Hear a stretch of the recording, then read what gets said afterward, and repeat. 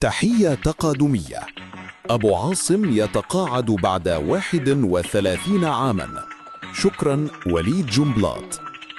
احتفلت منظمة الشباب التقدمي بتقاعد عصام زيدان أبو عاصم وزوجته وداد الأيوبي بعد أن أمضيا أكثر من 30 عاماً في مركز الحزب التقدمي الاشتراكي في بيروت، وتقاعدا اليوم ليخرجا من المركز الذي كان جزءاً منه من العام 1994.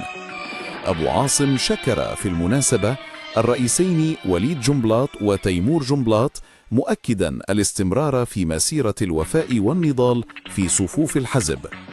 بدوره توجه أمين السر العام ظافر ناصر إلى أبو عاصم باسم القيادة والحزب بالشكر على تفانيه طوال فترة عمله، مشيدا بدوره ومناقبيته، متمنيا له ولأم عاصم دوام الصحة والنشاط.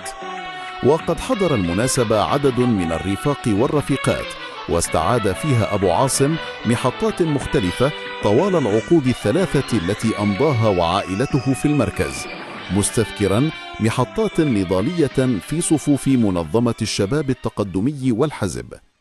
أسرة جريدة الأنباء من جهتها تمنت لأبو عاصم وعائلته التوفيق، شاكرة جهوده ومواكبته لكافة الرفاق والرفيقات من دون كلل أو ملل.